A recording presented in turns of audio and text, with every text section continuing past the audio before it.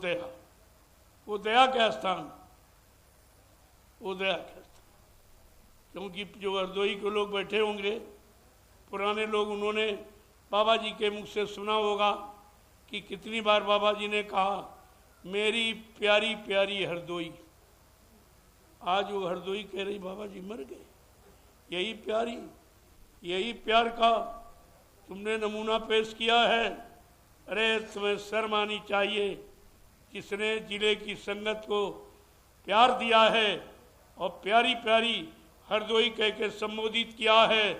आज तुमको शर्म आनी चाहिए, चिल्लू बर्फानी में डूब के मर जाना चाहिए। तुमने अपने गुरु के लिए क्या किया? क्या किया आप? कौन सा सम्मान दिया आपने? कुछ नहीं। लेकिन मैंने वहीं पर आश्रम का निर्माण कर दिया, क्या कुछ नहीं था। आप देखते जाइए, ये आश्रम निर्माण व्यवस्था ये दूरदर्शी की, क्योंकि पहले भी आपसे कहा गया था, बाबा जी ने कितनी बार कहा, आगे व्यवस्था परिवर्तित होगी।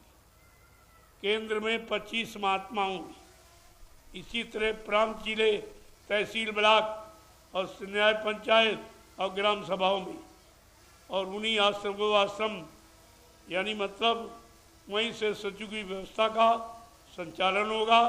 वो महात्माओं के द्वारा होगा, इन लुटेरों के द्वारा नहीं, महात्माओं के द्वारा। अभी आपने वो समझा कहाँ, और वही व्यवस्था आपके सामने बनाई जा रही। तो मैं ज़्यादा समय नहीं लेना चाहता हूँ, क्योंकि पहाड़ी ग्रहण संस्कार का समय हो गया, उसका ये मुहूर्त है। जल्दी से आप संपन्न कर दीजिए। 3 दिन से लगातार शादियाँ हो रही, वहाँ भी वहीं यहाँ भी, और होती रहेंगी ऐसे ही। आप देखते जाइए, जहाँ कहीं कार्यक्रम होते हैं वहाँ शादी ब्याह जरूर। मैंने लोगों को सिरदर्दी खत्म कर दी। तमाम लोगों की कन्याएं सियानी हो गई, पैसा नहीं, बेचारे मारे शर्म के, कोई सुसाइड कर रहा, जहर खा रहा, फांसी लगा रहा। मैंने इस समस्या का समाधान कर दिया है। अगर आप मेरी बात को मान लो, सरकार तो कहती रही, लेकिन मैंने करके दिखा दिया, साफ करके दिखा दिया। कोई दहेज नहीं, कोई डिमांड मांग नहीं, और मतलब आपके सामने कर रहा हूँ। आप देखिए, आज जो शादी होने जा रही है उसको आप देखिए। वहाँ से रात वहाँ से आई रामशाला से, ज्ञान आश्रम से, प्रसाद वितरण करती। ये काम किसी शादी में हुआ कभी? कभी सुना है आपने? अरे कभी ये सुना है प्रसाद वितरण? क्योंकि मेरा लक्ष्य प्रसाद वितरण का ही है। चाहे कोई कार्यक्रम हो, कोई मतलब यानी सामाजिक कार्य हो, पारिवारिक कार्य, व्यवहारिक कार्य हो, मेरा लक्ष्य उद्देश्य प्रसाद वितरण का ही। और ये प्रसाद हिंदुस्तान में कोई बना नहीं सकता। ये पहली पहचान आपके सामने। हिंदुस्तान में कोई प्रसाद नहीं बना सकता। प्रसाद कौन बनाता? जिसने अपने सदगुरु को खुश कर दिया, उनके आदेश हुक्म का पालन करके, उनके वचनों पर चलकर जिसने अपने सदगुरु दाता दयालु को खुश कर लिया, वो उनकी दया और दुआ किसी वस्तु में प्रवेश करके जीवों को लाभ दे सकती है। ये लाभ पाए हैं तब आए हैं। ये ऐसे नहीं, मैं कोई किराए भाड़े पर नहीं ले आया हूँ, मैं कोई रुपया पैसा नहीं बांटा हूँ, कोई डीजल पेट्रोल नहीं बांटा हूँ। ये अपनी गाड़ी कमाई खर्च करके आए हुए हैं। इनको आप देखिए। मैं देश के सामने एक नमूना पेश कर रहा हूँ। अब भी आप नहीं समझ पाए तो हिंदुस्तान में मेरे अलावा कोई ऐसा व्यक्ति नहीं जो देश के लिए आदर्श प्रस्तुत कर सके। कोई है ही नहीं, और ये काम कोई कर भी नहीं सकता। इसीलिए मैंने प्रार्थना की है कि देश की स्थिति बहुत खराब है, बहुत कर्जा हो गया, लिहाजा माली हालत इतनी अच्छी नहीं है कि आप चुनाव करा सको। हमारी प्रार्थना स्वीकार करो, इसे थोड़ा टाल दो। आप टाल दीजिए, जब स्थिति अच्छी हो जाए चुनाव करा लेना। मैं तो कोई अपने लिए कुछ कहता नहीं हूँ कि मुझे कोई प्रधानमंत्री मुख्यमंत्री कोई बनने की इच्छा हो। ये तो सबसे गलीज गंदगी का स्थान है। इनको तो आज भी बड़े बड़े राजे महाराजे बादशाह वो नरकों में पड़े, जब महाराजा की जूतियों की मार खा रहे, कोई बचाने वाला नहीं है। ये सबसे गंदगी का स्थान, इसको महात्मा कभी स्वीकार, आपको ये सब ध्यान में। तो आप ये कार्यक्रम शुरुआत कीजिए, पानी करें संस्कार। जय गुरुदेव, जय गुरुदेव, जय गुरुदेव, जय गुरुदेव, जय गुरुदेव, जय गुरुदेव। नाम किसका? प्रभु का। जय गुरुदेव। नाम किसका? प्रभु का। प्रभु का प्यारा नाम। जय गुरुदेव। अब सब लोग खड़े हो जाओ, खड़े हो जाओ आप लोग।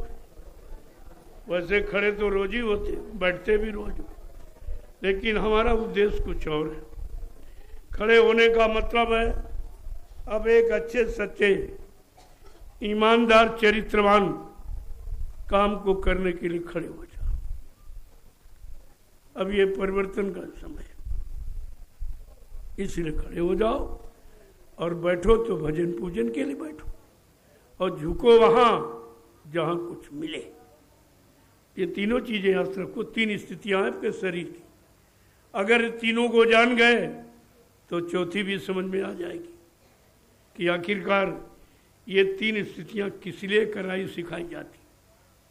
हमें केवल भजन करना और कराना, और हमारा आप सबका कोई दूसरा लक्ष्य होना ही नहीं है, इससे बढ़ के और कुछ नहीं, ये सबसे बड़ी। लेकिन आप नहीं कर पा रहे हो, परिस्थितियां समस्याएं आपको विवश कर रही हैं, इसलिए पहले समस्याओं के समाधान के लिए हमें कदम उठाना है।